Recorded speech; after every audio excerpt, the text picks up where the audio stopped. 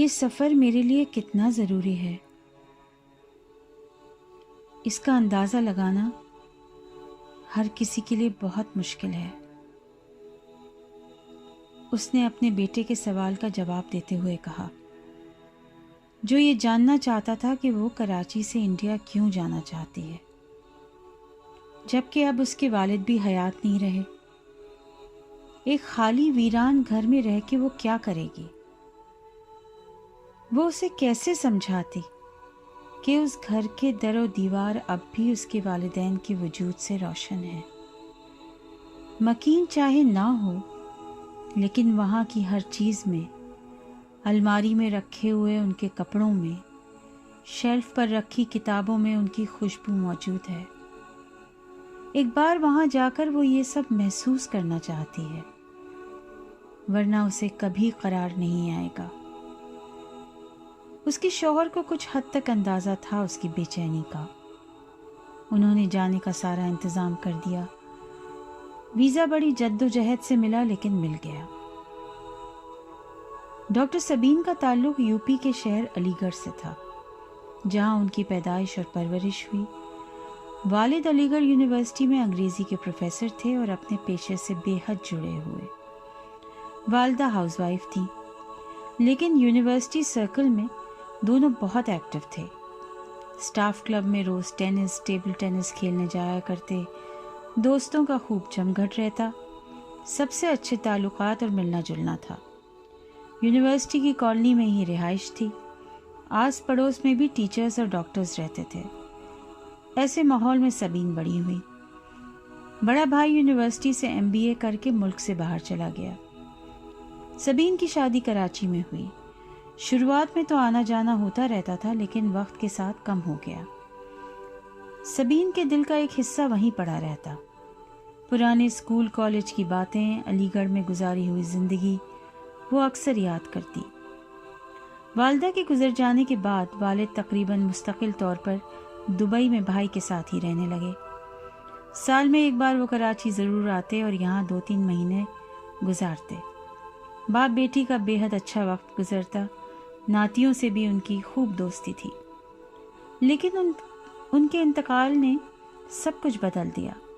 ایک ہی لمحے میں جیسے زندگی بے رنگ ہو گئی ہو، اور لگتا تھا کہ جیسے علی گڑھ سے ناتا چھوٹتا جا رہا ہو۔ سبین کو یقین نہیں آتا تھا کہ اس کے ابا اب اس دنیا میں نہیں رہے۔ ایسا محسوس ہوتا تھا کہیں نہ کہیں سے وہ آ جائیں گے، اسے آواز لگائیں گے، پوچھیں گے آج کیا پکایا ہے، کشمیری چائے کی فرمائش کریں گے۔ وہ تڑپ کے رہ جاتی۔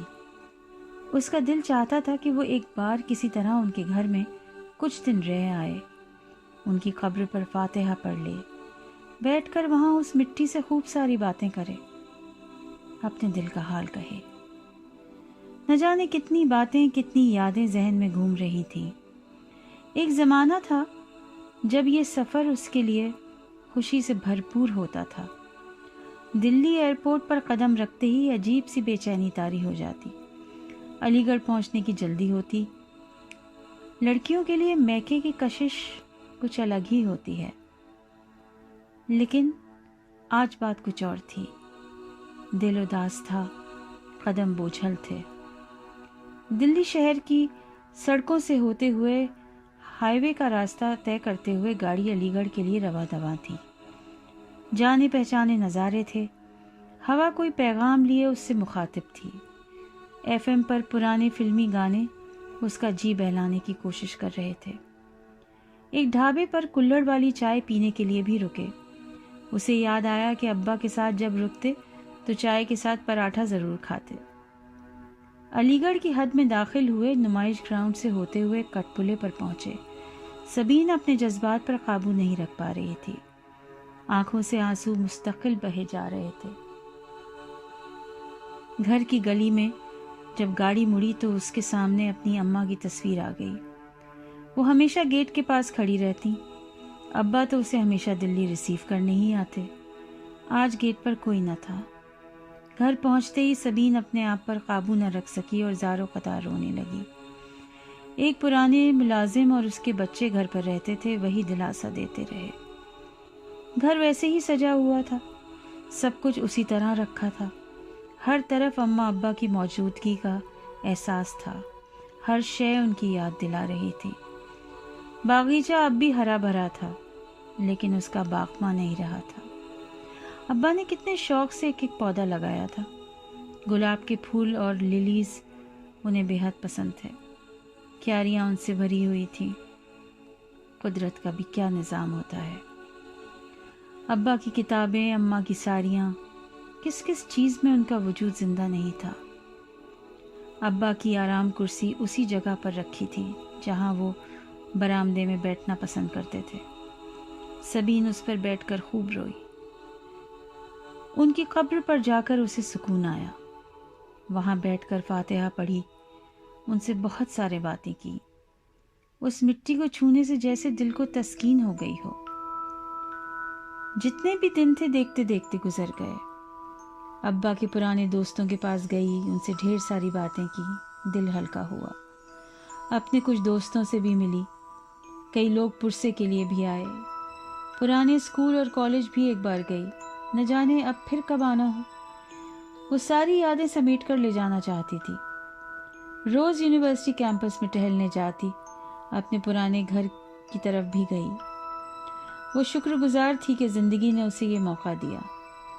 اسے ایسا لگ رہا تھا جیسے اس کی اپنے آپ سے ملاقات ہو گئی ہو۔ بچپن، لڑکپن کے دن اس نے پھر سے جی لیے ہوں۔ واپسی کے سفر میں سبین پرسکون تھی۔ جانے والے واپس تو نہیں آ سکتے، لیکن ان کے ساتھ گزارے ہوئے پل، وہ خوشی کے لمحے یاد کر کے اپنی زندگی کو جیا ضرور جا سکتا ہے۔ اپنے بیٹے کا میسج پڑھ کے وہ مسکرائی، لیکن آنکھیں بھر آئیں۔ لکھا تھا، سوری ماں، اب میری سمجھ میں آ گیا آپ کیوں جانا چاہتی تھیں۔ جلدی سے واپس آئیے، ہم سب آپ کا انتظار کر رہے ہیں۔